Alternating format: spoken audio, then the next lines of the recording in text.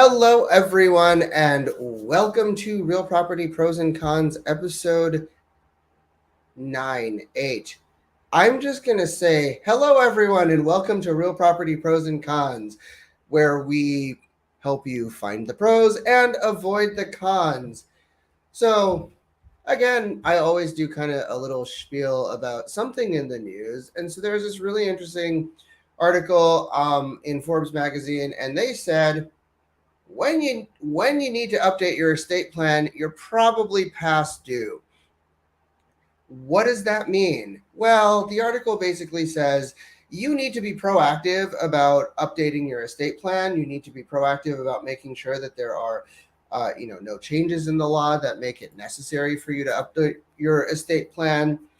And estate plans are really important because if you don't have an estate plan, or if you don't properly set up your estate plan, that means the government or somebody that you don't want to be dealing with your money will be responsible for dealing with your money. So if you create an estate plan in the beginning, up front, that means, guess what? You get to decide what happens to your money. You don't exactly get to decide what happens from the grave, but at the very least, you can figure out who is the right person to make the decisions that you want to have made for you. And there's also just a lot of other elements related to estate planning, like, for example, who makes decisions for you if you're sick, or who makes decisions for your kids. All of these sorts of things are really important elements to making sure that your estate plan is put together well and effectively. And I have a really, really awesome guest today who is going to talk to us about estate planning, probably a lot of other things, because she's really awesome and does other things as well. And she'll be talking to us after this very, very short break. And yeah, we'll be right back.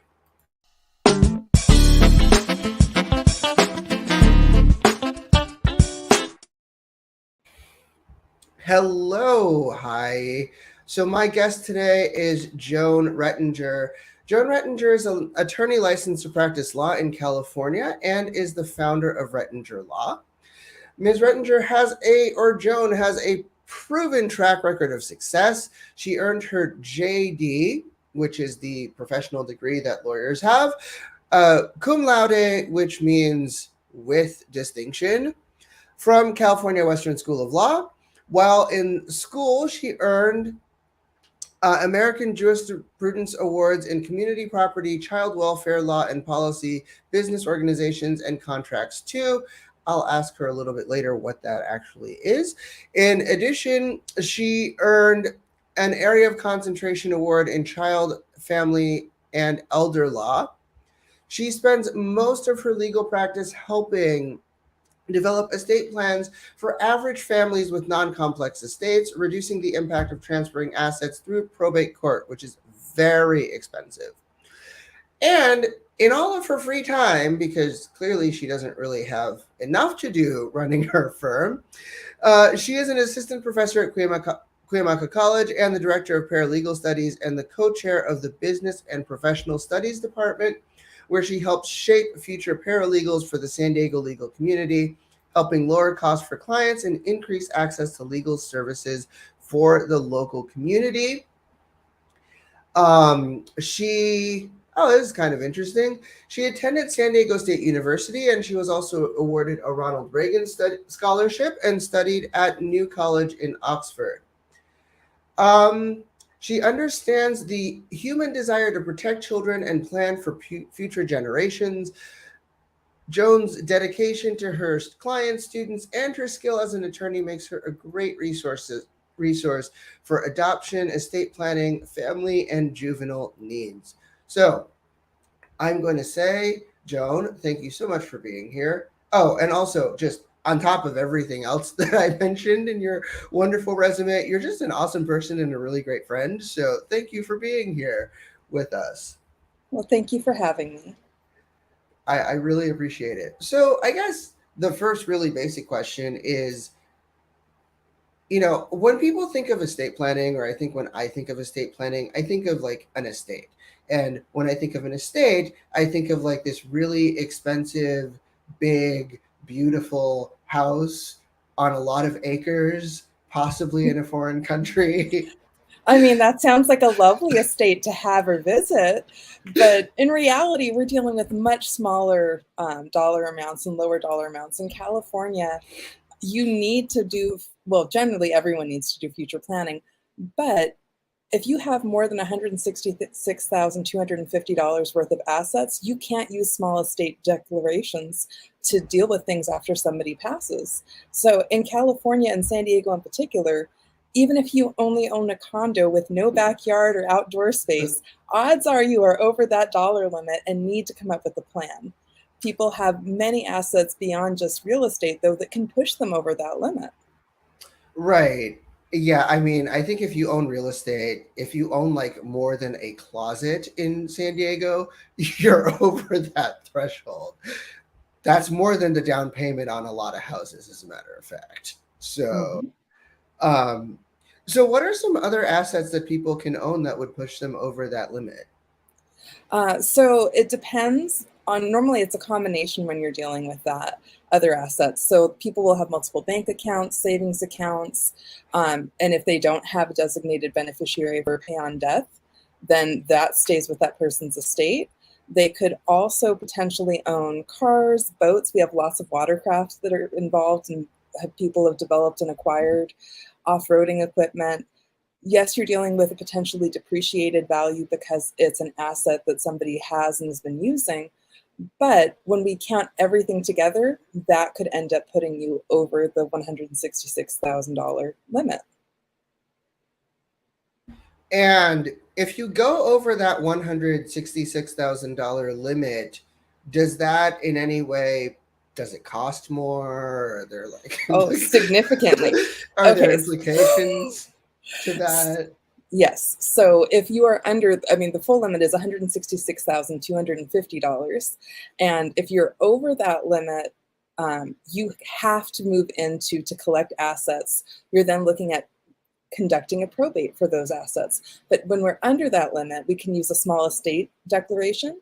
And with that, the person who is supposed to receive those assets is naturally going to inherit it, if perhaps there's a will or there's not a will, and by intestate statutes, you would be the person that inherits it.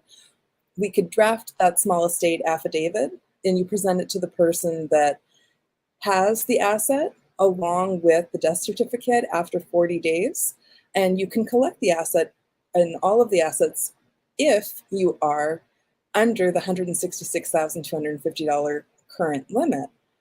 But if it's over that, and the person can then refuse, and you have to go to probate to try and get those. And anytime you have to take an action in probate court, it slows down the process of collecting the assets, and it significantly increased costs. Uh, and I think I recall in my limited experience in probate that there are actual like statutory fees that attorneys will collect, like which are not cheap as far as I recall. Correct. It is not cheap if you have to go through and start a probate to collect someone's assets. So, and if we have to do a probate for a person's estate, we're looking at several factors. First off, we need to look at, do they have a will? If they have a will, have they named an executor? And if there's an executor, did we request that that person waive bond or fees? If so, perhaps we have saved some fees that can accumulate there. If there isn't a will and somebody did not do any estate planning, which is common, if people don't take the step to go in and start a trust, often they have not made a will. So then we're going in to do probate, and the court's going to appoint a personal representative. And so the attorney and the personal representative are going to be collecting fees that are based on a statute on the California Probate Code 10810. And that's 4% of the first $100,000, 3% of the next $100,000, 2% of the next $800,000, and 1% of the next $9 million, and 0.5% of the next $15 million. And if the estate happens to be larger than $25 million, the court's going to set their own amount for fees. But all of that can add up. And so if you have over the 166, 250, you're going to be seeing at least 7% potentially going out. So, which is a lot. yes. And, for those of you who are less good at math, 1% of $9 million is almost $100,000. And $100,000 is, well, I mean, it's exactly $90,000. So that is money that is going to somebody else that you could have figured out where it was going to go. And, without disclosing sort of legal fees, it probably is not going to cost you $90,000 to get an estate plan put together. I would say that would have to be an extraordinary complex plan. Yeah. So, I mean, I think people talk about estate planning generally, but like, if you own a house, what should really trigger somebody getting an estate plan or thinking about putting together an estate plan? There are lots of factors to consider when you're trying to decide if you need or are ready for an estate plan. So it's the reason why my practice is structured the way that it is that lots of those life events will trigger the need to change your estate plan. So if you are getting married, odds are you need to do an estate plan.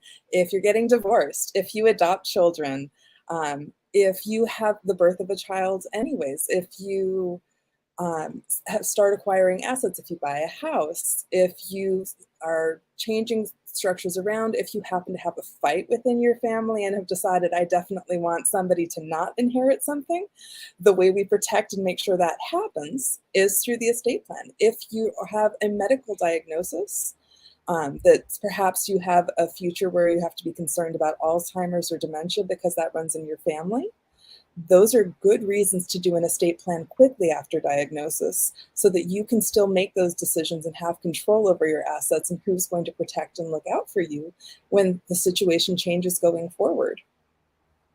Right. And, you just kind of mentioned a medical diagnosis.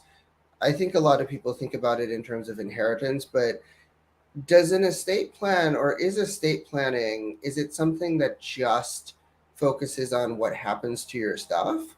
Or are there other elements to an estate plan that, address other types of issues? So estate plans have a dual purpose. They serve some aspects for during your life as well as after you pass. So during your life, we look to documents such as a durable power of attorney to see how you would prefer to have your finances addressed. And we look to an advanced healthcare directive so that when you're having an issue with a medical circumstance that arises and you are no longer able to inform your medical provider what your wishes are, then your family or whoever is your designated agent will understand exactly what your wishes are because we will have spelled it out for them what your priorities are and indicating exactly who you want making those decisions and what the purpose of those decisions should go towards.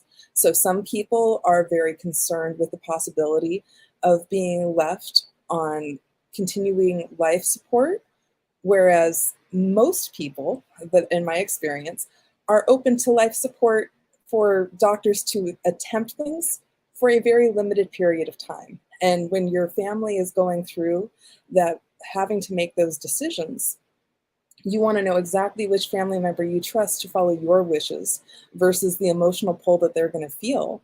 And we want to also help that family member deal with and understand that they should not be upset by the decision that they're making because they're just carrying out your wishes.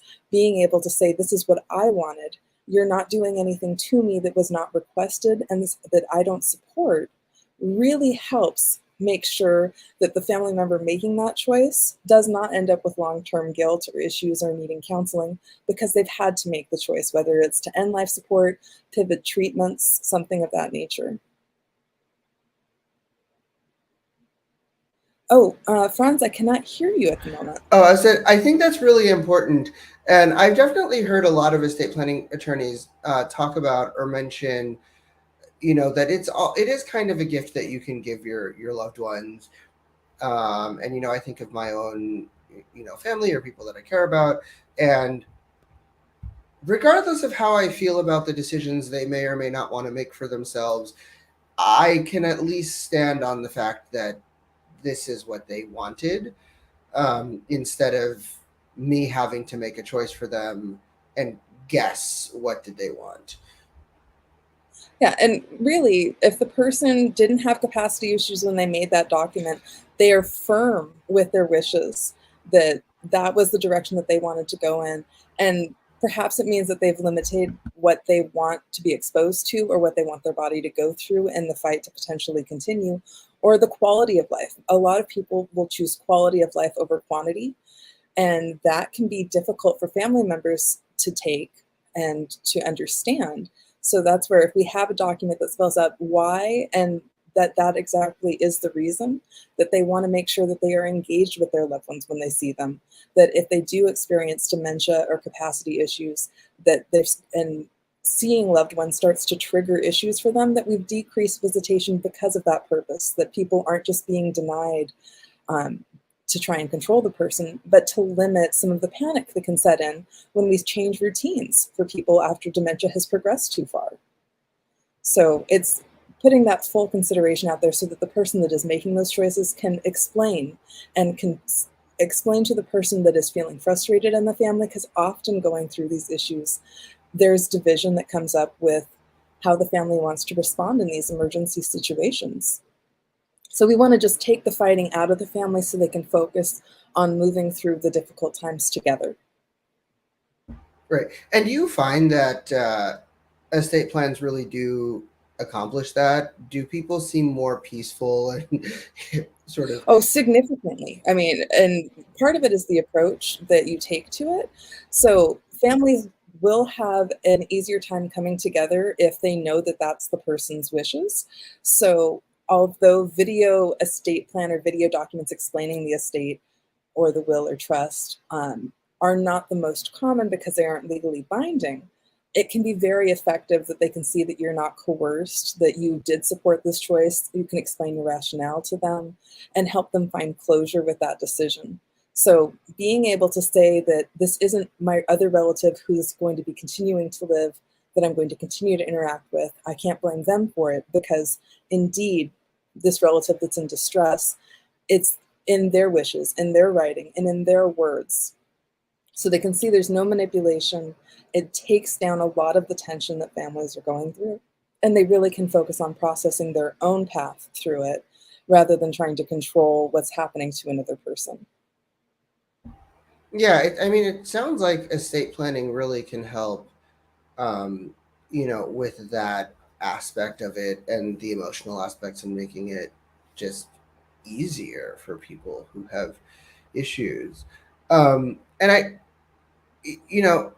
also wonder, and I mean, your bio says that you focus a lot on families who have relatively simple estates. I think that this simple estate nowadays is becoming increasingly complex as people have different types of assets, and they have stock, and they have stock options, and they have life insurance policies, and all these sorts of things.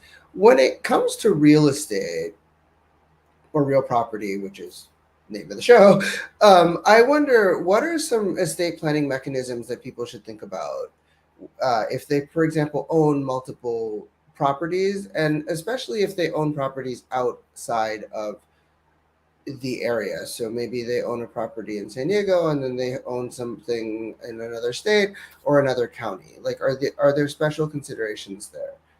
Well, I'm a little bit limited on what I can say on that topic because I'm licensed to practice in California and not other states. So I can't advise what somebody would do in another state. But in California, in California and in general with real estate is often an appreciating asset. So we need to be careful with the idea of we've purchased it now, and this asset is going to continue to grow in value, and we're not certain exactly of what that dollar amount is going to be at the time that you pass. So we need to look out for the federal estate tax and make sure that this asset is protected so that you're not going to be hit with additional penalties from having that stay within your individual estate, that we can help defer things. you're also going to want to make sure that you're able to effect a transfer without going to probate court. And that's where a trust can be so critical. Under a trust, we can transfer real estate potentially without going to probate court, without extensive drawn out battles, without relatives burning up fees, without those fees that we already mentioned when it comes to the probate code. So a trust is key when we're managing and transferring properties. You can decide in that detailed trust exactly, if you have multiple properties, which person in your life you want getting, using, having, benefiting from a particular property. You can add some controls in on what is done with the property. There are limitations on that. We can't control a property forever. There's the rule against perpetuities, a fun relic from law school. Yes. And so with that, we've got to look at somebody's lifetime and a certain period of time, about 21 years after that person, that we get to control a property. So we don't want it to stay in the trust forever necessarily, but it allows us to effect the transfer and to allow, if you want to perhaps give somebody a life estate in a property so they can use it, if you're concerned about their housing, we can do that. And then we can still, after that person passes and no longer needs it, give that asset to somebody else. So it allows for control and really meeting a family's needs with where they're at. Not everybody is ready to step into owning, managing, and protecting assets. Often there's somebody in the family that is very good at that, and other people that have a little bit of experience, but not necessarily are in a spot where they're significantly prepared for managing a house and managing real estate, or potentially if it's investment properties, handling renters or things like that. So we've got to think about who you want to benefit from that asset and how we can make that happen within that person's needs and abilities. Yeah, I think that's a really, really useful point that I also think a lot of people don't think about. They're like, I have a rental property. It will generate income. I was a good landlord. So my, insert child here who's like busy with their own life and kids and doesn't even live in the state will also be a wonderful landlord. And, maybe they're not. Yeah. And if that person doesn't live in the state or just has a very busy life, maybe we need to be planning on a property manager stepping in to handle that for them. So there's lots that needs to go into that. And you have to decide whether or not you're planning to give them the asset outright, because maybe that person's going to want to sell it and not maintain the responsibilities that go with that. Or maybe it's important to you that that property stay within the family. And so we need to have advanced contingencies to try and reduce the possibility of that happening. Right. And I think that is very important, especially, grandparents who might want to keep a property in the family, not so much for their children, but their grandchildren, potentially making sure, keeping it in trust and having a trustee who manages the property until the grandchildren can, take it and do what they want with it, for example. Yes, no, that can be key. And when you have children, an estate plan is critical, which is why if you give birth to children, adopt children, go through a divorce, you need to come up with a good plan for who's going to be the guardian for that child, who's going to step up and take care of them if something happens to you and perhaps the other parent at the same time or in quick succession. Because if the court needs to go in and put somebody in place, they're going to give much greater weight to somebody that the parents have nominated. And we want to make sure that the person that's managing those assets is appropriate. So if somebody is responsible for looking after the care of the child, perhaps they've got great skill sets with that and helping with child development, but Right. maybe they are not the greatest at finances. So we should have somebody else take on that role. So we can structure and plan for all of that too.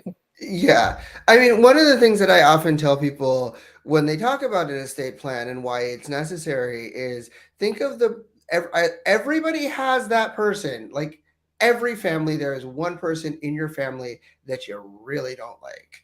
You're just like, your family, I love you, but please stay over there.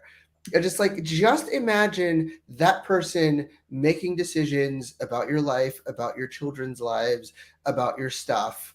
Think about how that feels. Yeah, no, it Usually can be a not really great. scary thought. And unfortunately, a lot of people wait because they're concerned. So for some people, it can trigger fear, the idea of making an estate plan. They feel like they're bringing bad energy to them. But really, it's not about just focusing on your death. It's about planning for how you want to provide for the people that you love. And that Right. this is all providing tools for how they're going to take care of you if there's something happens to you and you're unable to make decisions or you need assistance temporarily. So it puts structure in place for that, and it puts structure in place to care for your loved ones as things go forward. But if you have somebody that's a black sheep, and you can say, look, I love you, but I don't necessarily trust you to manage this asset. So maybe we'll do a special needs trust for you so you can still benefit from it because I loved you. But maybe we don't let you go ahead and burn the asset down or run through the amount, because often if we give too much money to somebody that's young or that's struggling with addiction issues, that can lead to potentially severe consequences. So, we For don't want to. them, it said for them and also your asset. Yeah, I mean, your asset could be spent, but beyond that, you don't want somebody that is struggling with that to be given enough resources that it potentially is fatal for them as well. So Right. it's making sure that things are done in a way that's going to be beneficial to all involved. Yeah, I think that's an incredibly useful and valuable point. Um, the other sort of question that I have is, we've talked a lot about sort of what you can do with property, deciding who has it. And you also mentioned that you're licensed in California, so you can't speak about other states. If somebody owns a property in, pick whatever state that isn't in California, but they live in California, when you represent them, are you able to actually like put that property in the trust and then kind of talk about what happens to it, or do they need to get counsel that's from that state to do anything? So when we develop a trust here in California, the trust will have direction. Well, when I draft it, there's going to be directions on how you take title to property to hold it in the name of the trust. And so with that, it means that there's going to be a new deed that needs to be drafted in that other state. And I can't draft deeds for a different state, so we'll often refer out to that particular state, but Hmm. they have all the directions on exactly how that person takes title as trustee of the trust. And then as long as the property is held within the trust, the deed has been executed and filed, then that's a management issue for the property once the trust is being administered. Okay. And then when the trust is administered, you don't really need a lawyer to do that. You presumably have a person who's doing that for Yes. you. So ideally, you have a trust. Often, with the trust, when you establish it, the people who are the grantors or settlers, they are the people that become the initial trustees. So it becomes easy to then move everything that you want to actually have in the trust to be an asset within the trust.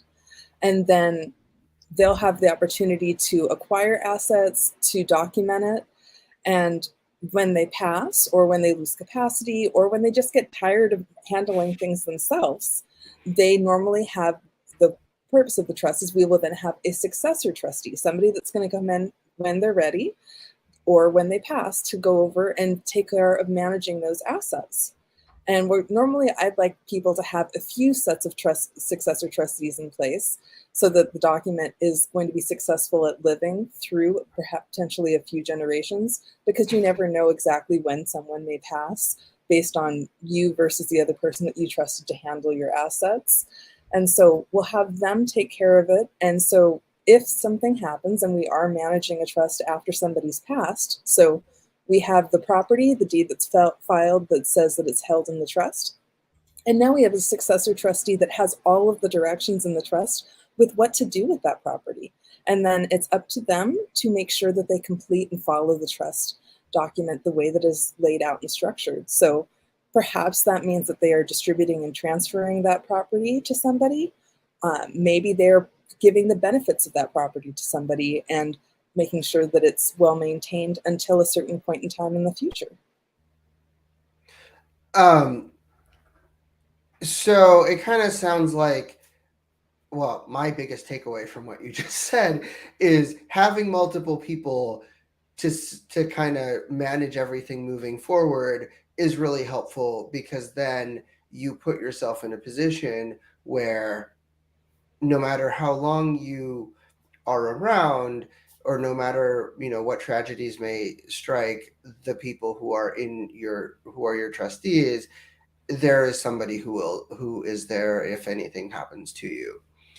Yes, it is. It's key to do that and to plan for how we're going to potentially add a trustee beyond the people that are named in the document, because there is a chance, and depending on, I've had some clients that have lived for a very long period of time. And so when you're in your 90s, the people that were around when you were in your 50s and originally drafted this trust are completely different set of people potentially, and or they are also potentially very elderly and maybe not in a position to step up the way they were years ago when you wrote the document. So they might be declining to act as successor trustee. So if everybody's declining, then we need to know how we're going to put the next person in place. And if you don't have something written in the trust that plans for that provision, we're going to have to go to court. We're going to probate court, and we're going to potentially start really racking up fees doing that. Right, exactly. It's very expensive. And the other thing that kind of comes up for me is, uh, so let's say that the trust has a beneficiary, so it's somebody who's benefiting from it but isn't the trustee, who's the person who like technically owns the assets and is managing them. Mhm. But then the trustee is, I don't know, maybe the trustee has substance abuse issues or a gambling problem or whatever, and they decide to go to Vegas, and the money goes poof. Is there any sort of recourse for the person who should have benefited from the trust? So yes, that is a run to court moment, although it depends on the terms of the trust. So perhaps the trust has been structured so that you can take action to remove that trustee without going to court. Often, the beneficiary does have to go to court if there has been a misappropriation of funds. Um, and in that moment, they'll then talk to the court about what's happening and get the successor trustee put into place. And you also are going to have to take a look at the issues with the breach of the fiduciary duty and how we're going to reclaim assets. Often, when they are named successor trustees, there is not necessarily a bond or insurance that's required. So we've got to be very careful about who we're selecting to be trustee and how we're going to protect those beneficiaries in the long run. You have to be very careful about the clauses that you're writing in, because yes, you want those beneficiaries to be able to stop the trustee if they decide to go have a fun weekend in Vegas.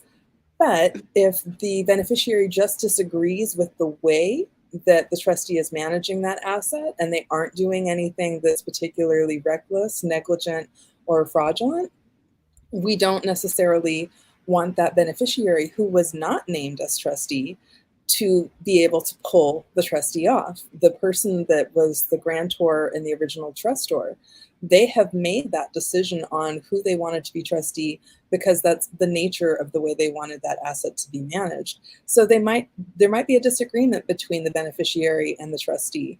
And then we look to the terms of the trust. What were the powers granted to the trustee? Often we've got broad sweeping powers to manage, and as long as we're avoiding waste, that beneficiary is going to have to wait until the terms of the trust say we get to move things out of the trust and they get to manage it themselves. Right. And that is a common, I think that is actually a very real problem, if especially for like higher value assets, where you're getting a slow trickle of a couple $1,000s a month, and you see a $50 million pot of money, and you're like, well, I don't have access to it. If you get rid of the trustee, maybe you'll get access to it a little bit more quickly. So it's important that you find somebody who will faithfully discharge what the trustor, the person who made the trust, wanted, while also not having a fun weekend in Vegas. Yes. No, I mean, the trust has very specific terms on what how those assets are supposed to be used. And so it might not be what the beneficiary is hoping for. So, yes, you can see this large pot of money, But if the 18-year-old wants to buy a Maserati, we're not necessarily supporting that if it doesn't say, I would like my child to have a car, when it says I want my child to pay for college education. So we need to follow the wishes of the trustor, and that's the purpose of the trust. It is a document that binds the trustee on how they are supposed to act in that situation. Right, exactly. And before we kind of move on to a slightly different topic, I wonder if you have any thoughts on professional fiduciaries versus, your friend. So getting a bank, getting somebody to just act as trustee who does this as their business versus, a person that you trust and care about who might not do this as a business.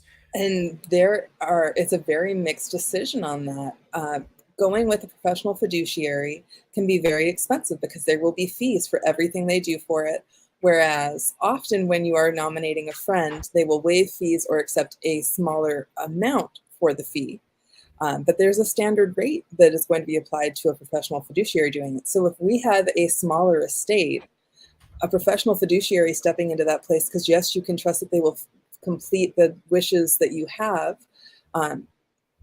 Often they are going to be burning through the assets with their fees, and that's going to result in perhaps potentially selling your assets so that we can just wrap the trust up because we've spent too much. So it won't necessarily meet the purpose of your trust as effectively as selecting somebody that you know and trust. But that depends on who's in your circle, what's going on in their life. Are they able and willing to step up?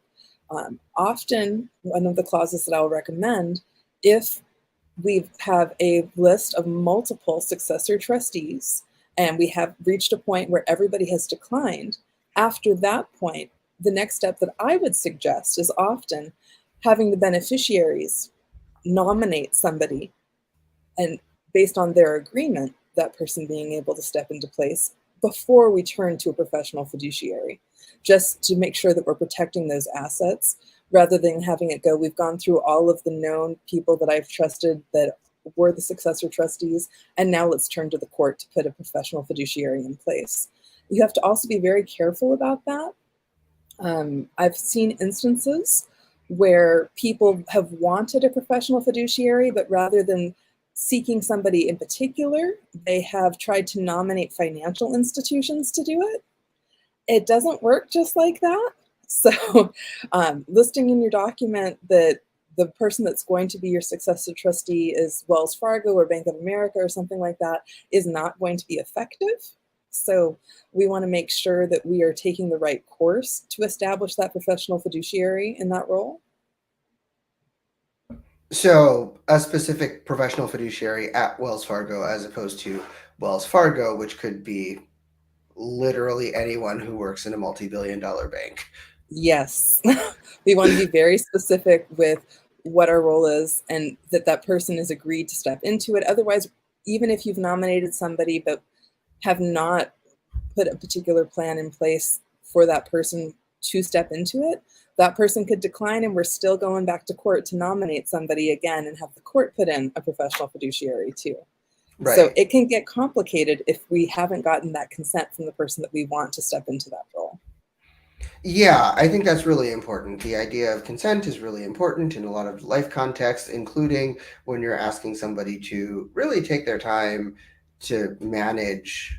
I mean, it is a lot of work. Discharging an estate is extremely labor and time intensive. So it's important and there's a lot of paperwork.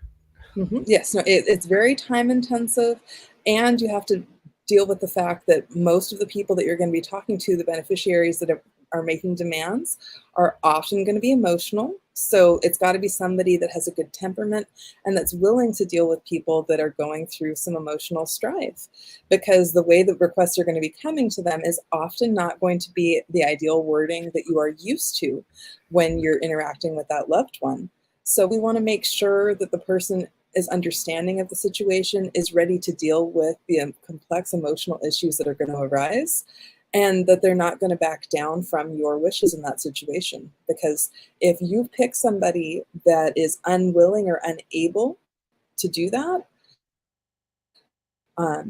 they're going to end up resigning as your successor trustee because they don't want to deal with somebody being upset with them, don't want to deal with the nature of being yelled at potentially, or dealing with a loved one that's just going through all of that emotional strife and internal drama and potentially projecting it onto somebody else. So having that Yeah, conversation, exactly. making sure they're prepared for what is expected of them.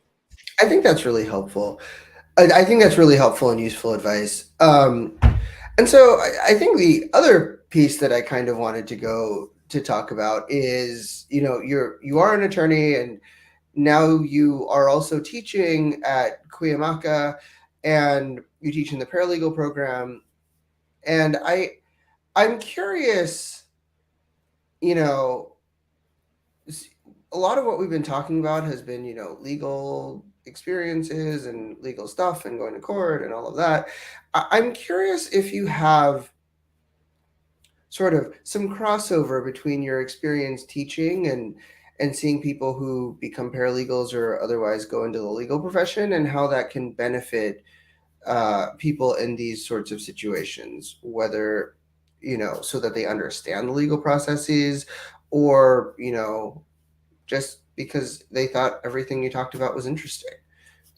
Well, and there is a lot of crossover even with my classes. I teach the estate planning classes as well as family law and the intro course at Cuyamaca. So I've got a lot of students that are interested in these hot button issues, and it all relates to many people's personal lives. We all need an estate plan, or we know somebody that does, or we're going to go through a life moment. So being able to see what the documents are, being able to learn what tools and possibilities exist with trust, because there are many different types of trust that can be put into place and created to meet your family needs.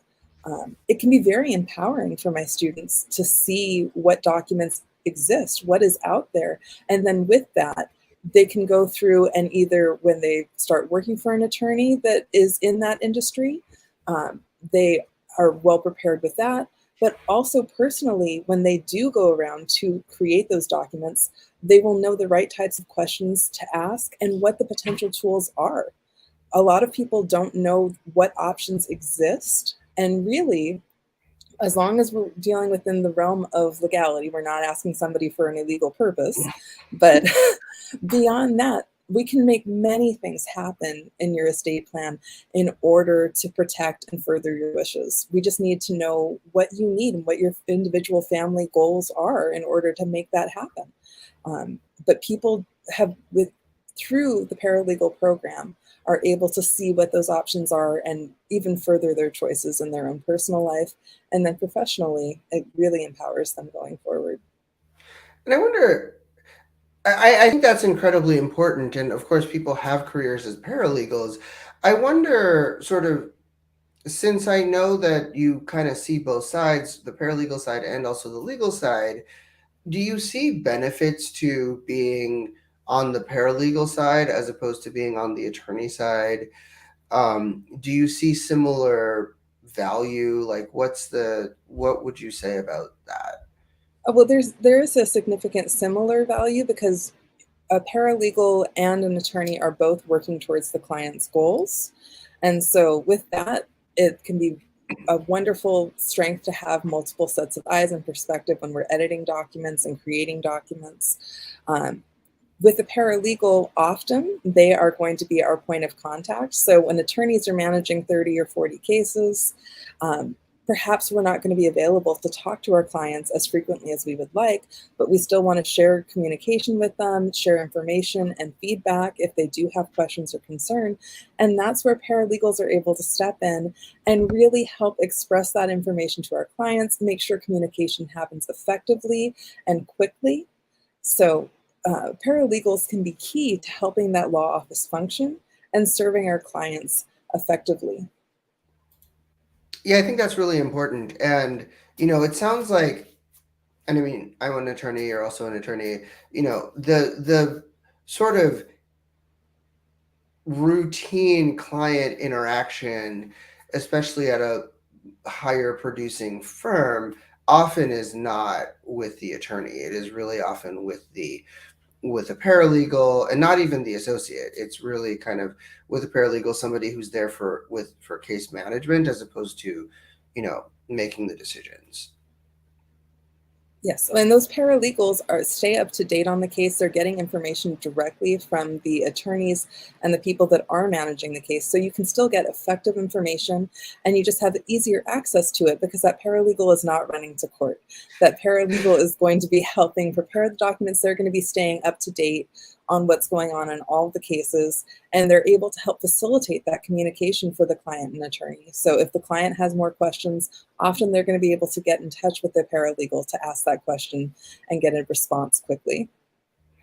Yeah, and I think that can be really rewarding, just being able to talk to people.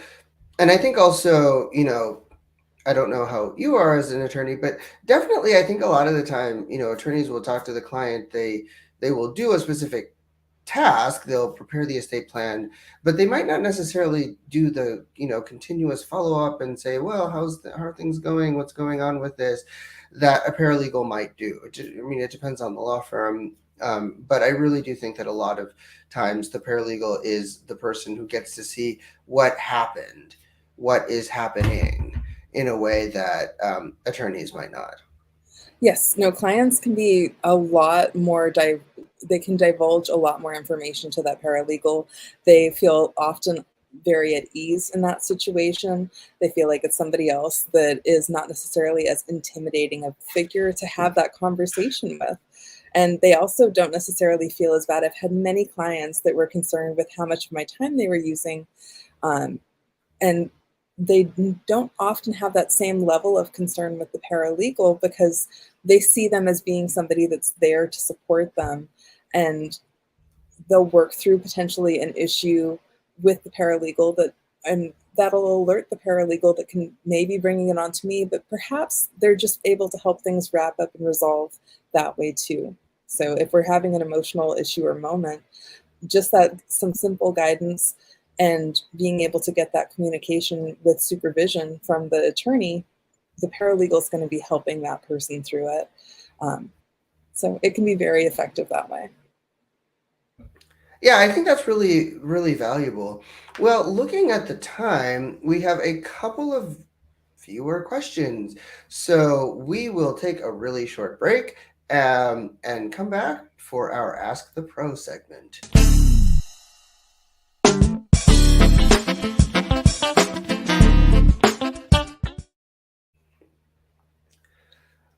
First question that we got is, what are some common issues you see in probate? Oh, there are lots of issues that go through probate. So, I mean, the most common things that come to probate are estates that do not have a will drafted or anything at all. So it's just a matter of, oh, somebody was putting off doing their estate planning altogether, and now we're going in to manage it. And then we have lots of infighting with the family, because really the common issue that goes through most all of probate is we have relatives fighting over assets on what's going to be happening to them. Right. I mean, that is the purpose of probate court. Yes. Well, but there's somebody that thinks that they're entitled to everything and somebody else is not. Though another common issue that will come up, in which is why people need to be very careful, and I strongly recommend getting an attorney to do probate with you rather than trying to handle it yourself, is some people will attempt to manage it themselves and complete the distribution, but wait, they forgot one signature from somebody, and now they're personally liable for distributing some assets before then. So we've got to be careful about this. So that's where you need to have an attorney, or to make sure that you really have consent from everyone before you do the distributions. We want to follow the directions of the court when we're doing probate on the different steps that we're moving through. Exactly. Also, people are not necessarily aware when it comes to probate court, we need to assess the value of the assets that we're dealing with. So that means there's going to be a significant cost potentially for appraisals and publications. And those aren't necessarily things that are going to be an issue if we don't have to do a probate, and instead we're just managing it with the trust. Absolutely. And I think the other thing is, like you mentioned, payable on death. There's payable on death there's payable on death accounts for bank accounts. There's also payable on death deeds for, houses and real property in the state of Mhm. California now. But those are two asset classes, and you've got like a whole bunch of other asset classes that you can own that don't have payable on death or transfer on death mechanisms. Yes, I mean, even beyond that, joint tenancy deeds, you then have to file an affidavit of the death of the joint tenant. When you're married and somebody passes, we also have another document that needs to be filed in that situation too. So there's a world of assets that aren't covered in under those situations, that most people aren't holding title in that way. So we're going to then need to have a plan. Some assets are not necessarily covered in the documents that we draft in the estate plan. And working with an attorney, they will discuss which assets you own that can be an issue for. So if we have things like an insurance plan, there's going to be a named beneficiary on that insurance plan. Right. And if that named beneficiary is not the trustee of the trust, then it's going to go directly to that person without the Right. intention that it's going to be used by the trust. And maybe that's what you want, maybe it's not. So that's why it's important to have a consultation about what you want to happen with some of those assets that aren't managed by the trust. Right. That makes sense. This is kind of an interesting question. Do you see family dynamics worsen during probate and estate planning? What are ways of addressing them, presumably the family dynamics or the So families? family dynamics do worsen during probate. That's when people are in the height of battle and contention over an asset. So people are going to be openly hostile. It's going to lead to lowering the opinions against each other, potentially accusations that really are out of character for that individual. And that's where really the focus hopefully could be on estate planning and prevention.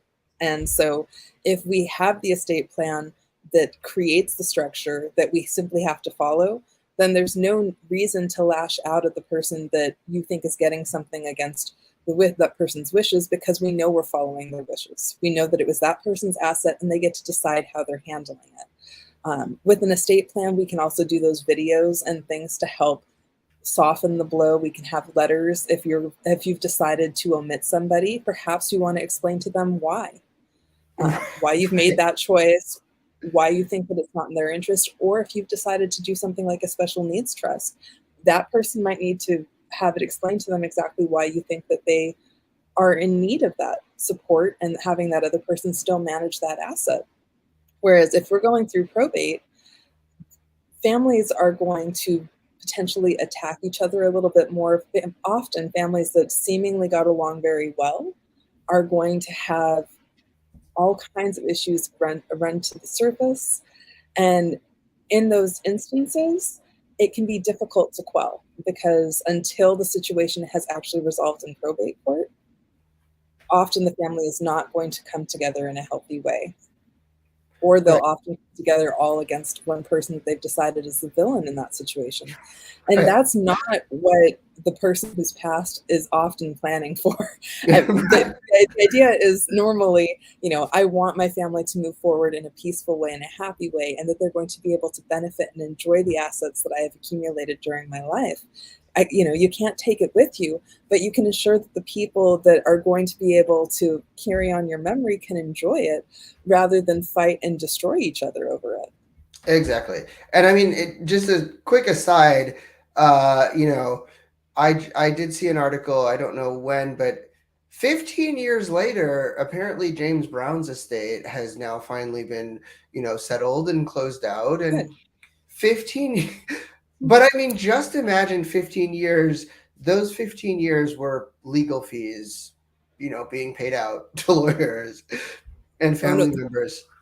there are significant issues with many celebrities, Yes. and also within minority communities. It can be an issue that there's not a lot of estate planning that happens. It's one of the multitude of reasons why I strongly support paralegals entering the profession, because it brings down the cost. So then, as long as somebody is willing to trust the attorney, they should be reading the documents that have been drafted to ensure that it really says what they think it says. Read your documents, don't just sign things. Yeah, I mean, it's really advice for everyone, but in that situation, there can be a lot of mistrust, and that's why people don't hire an attorney. They don't Right. actually move things forward with creating that estate plan, and it creates situations like James Brown, Aretha Franklin, and Prince, where we have so many assets that are just waiting and going through probate and going through evaluations that shouldn't be needed. I mean, these are people that had loved ones that they care about, that they like Aretha Franklin's situation. She had multiple children, one who clearly had has special needs, and had a trust been prepared, that would have been a fast way to move that forward and support that person. But instead, there was fighting for years. Right. Valuing the estate, it can go on and on in ways it should never have to. Absolutely. I think that's really great advice. And I'll just pop up this last question, um, which is, do paralegals have to work with law firms, or are there other employment opportunities? Well, I strongly encourage paralegals to work with law firms. They need to work under the direct supervision of an attorney. But if they step, and that can be with a law firm, with a government, with a nonprofit, it isn't necessarily a law firm specifically that they're working for. They could be in another employment opportunity, moving beyond just the specific paralegal field. They could become a legal document preparer. There are lots of options, but paralegals are supposed to be working under that direct supervision of an attorney. So with that, it can be a touch limiting, but there are many ways that you can find direct supervision of an attorney beyond just a law firm. Awesome. I think that is a really great, short and sweet answer to that question. Um, and, I feel like the time just kind of flew by with you talking about estate planning, which sometimes is a really, I don't know, it can be a difficult topic, or it can be a, tough topic. Um, but, I think that some really key takeaways are that estate plans are really important, and estate plans are the preparation to, have what you want to have happen actually happen. Otherwise, you're basically crossing your fingers and toes and everything else that can be crossed, and hope that nothing goes wrong, which, if you're very risk tolerant, maybe that's what you want to do. But, maybe that's not what you want to do. And if not, then estate plans are really great. And I think, Joan, you did an excellent job pointing that out, explaining it to all of us. And I will just pop up your contact information here before we close out. Joan Rettinger, and your email is joan.rettinger@gccd.edu. Really seems like if people want to reach out, you would prefer that they reach out to you for paralegal Kuyamaka education questions as opposed to estate planning questions. That is ideal at this time. My practice is very busy, so I'm happy to help people pursue their educational endeavors, but professionally, things are a little too busy for new clients at this time. Yeah, well, that's great. And, you really, just kind of based on this whole interview, you really do a very nice job of explaining things, and I can see why you're a professor. So thank you. Thank you for being with us. Thank you so much for chatting with us and explaining all of the virtues and various important aspects of estate planning. And next week, I will be back with another Real Property Pro. So I will see you next week. Bye-bye.